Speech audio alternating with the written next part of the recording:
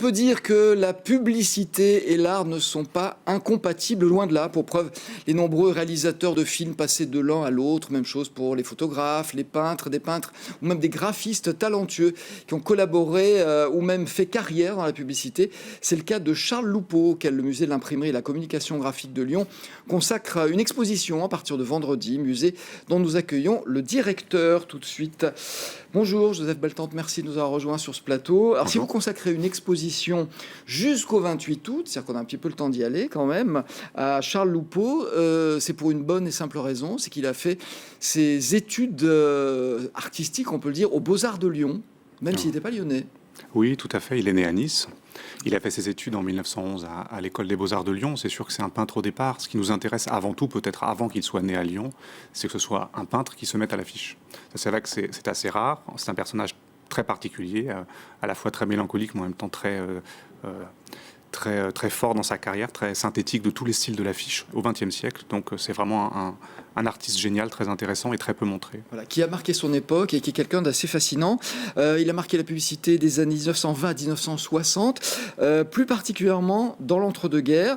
C'est une période où la consommation des biens a explosé, d'où l'essor de la publicité. Et c'est là où justement sa carrière a vraiment démarré. Regardez cet extrait de documentaire. La chance se présente à nouveau lorsque les frères Damour, à la recherche de talents prometteurs, créent spécialement pour Loupo l'agence Les Belles Affiches. Une période d'intense production commence alors, stimulée par la fièvre de consommation qui s'empare des Français à mesure que s'éloignent les privations dues à la Grande Guerre.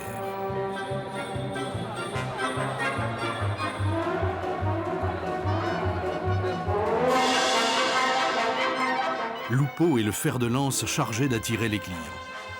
Dans son atelier du boulevard de Clichy, il crée d'irrésistibles affiches coup de poing, où il s'inspire de la manière des artistes cubistes qu'il affectionne particulièrement. C'est Cole Van Heusen en 1928. Voilà, extrait d'un documentaire que vous pouvez voir justement dans cette exposition absolument passionnante. Joseph Beltante, qu'est-ce qui a fait son succès à ce brave homme ? Je pense que c'est l'audace d'abord. C'est quelqu'un qui montrait des produits de manière en zoom, très gros. Pour une brosse à dents, vous voyez la brosse à dents de manière très grosse. Pour le café, c'était une toute petite tasse de café. Enfin, il y a un jeu énorme sur le graphique. Je pense qu'il maîtrisait tellement son sujet par sa carrière de peintre qu'il faisait des lettrages lui-même, il faisait ses lettres, il faisait des lithographies, donc des impressions sur pierre. C'était vraiment magnifique. Ce sont des affiches qui sont très belles, très colorées. Et du coup, à un moment donné où l'affiche se répand dans la rue, c'est un vrai spectacle. Donc ça, tous les Français ont vu ça, ce spectacle-là, ces couleurs, et c'est immanquable. Aujourd'hui, dans la publicité, on a des gens qui conçoivent les publicités, il y a ceux qui les réalisent. Lui faisait un petit peu les deux, c'est-à-dire qu'à une époque où on montrait le produit pour le vendre, on vendait une tasse, et ben on montrait une tasse. Lui, il a fait avancer les choses. On peut dire qu'on a avancé dans un domaine qui était plus symbolique. Tout à fait.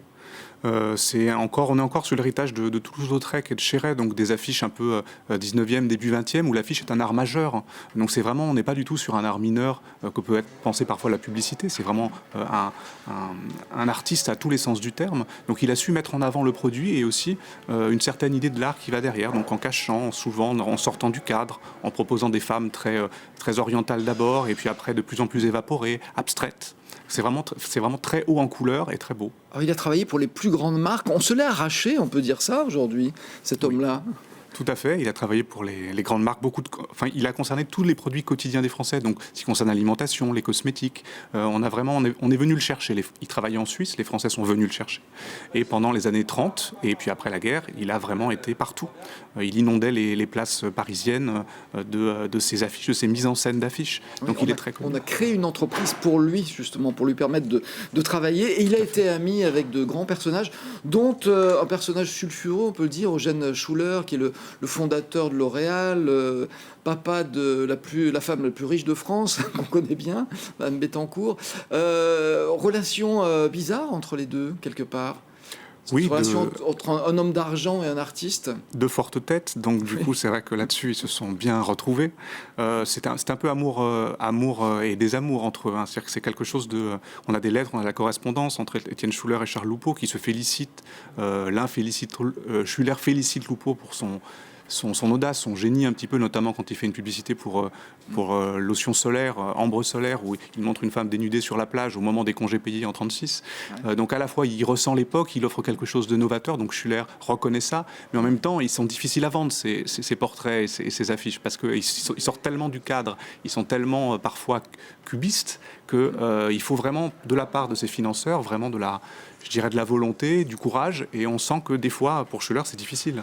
Voilà, Schuller était partagé entre son envie de mécénat et puis l'envie de faire des affaires, parce que il fallait faire marcher la maison. Tout à fait. Est-ce qu'à cette époque, il y avait le mépris qu'on a un petit peu quand même encore aujourd'hui pour ces artistes qui vont dans la pub, ou pas?